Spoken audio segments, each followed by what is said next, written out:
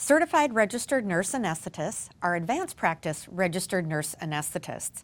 We provide anesthesia care to everything from the very small baby to our older patient population, and we do so in every single kind of environment, from large hospitals to community centers to ambulatory surgery centers.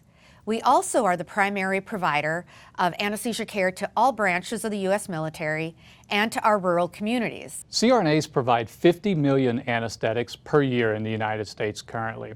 And we're concerned about access to care whenever insurance companies don't reimburse CRNAs to the full extent for the services that they're providing. Many hospitals are struggling right now financially to be able to stay open and keep their doors open to meet the needs of their communities that they face.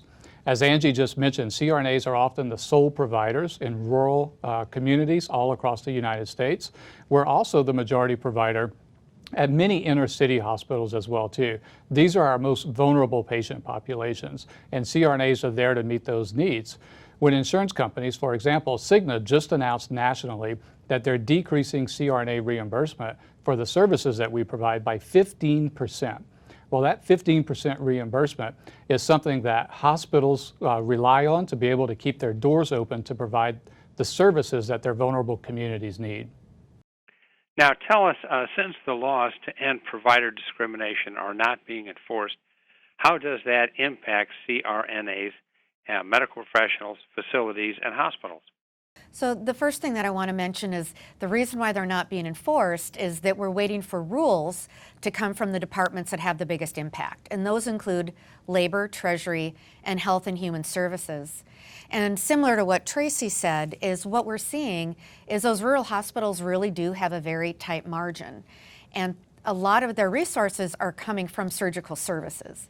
And if there aren't CRNAs there to give care to those patients, it can impact that very, very tight bottom line, causing hospitals to close, causing decreased in services like obstetrics, pain management, and trauma stabilization. So the bottom line for us is what we're seeing with this reimbursement issue is that it's going to impact access to care in our communities.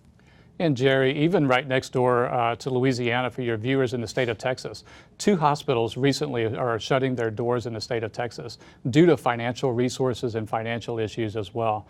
So any cut to CRNA services is going to continue to affect hospitals. And with Cigna doing this, our fear is just more insurance companies could follow suit, and then more and more hospitals will start to struggle financially, and patients will not be able to get the quality anesthesia services that they require. Is the departments that I mentioned before need to put rules. And what that means is when they put those rules out, there needs to be some teeth to it, some penalties, so that if insurance companies choose to discriminate against a provider based on credential alone and not based on outcomes, that the insurance company will feel an impact for not following the intent of the law that was passed all the way back in 2010. Your viewers can go to accesstocare.aana.com. It's a website we've recently created to give your viewers more information and things that they could potentially do to help this process along as well too. And just being able to be on the show with you today was very helpful and very important. As CRNAs, we've often called ourselves the best kept secret in healthcare. And it's really nice to be able to get the word out about who we are and what we do. When patients receive our services, if we do a good job, they forget about us. We give them good medicine, makes them amnestic. They don't remember any of the surgery or any of the anesthesia. So it's really good to be able to talk to your viewers today to get the word out about who we are and what we do.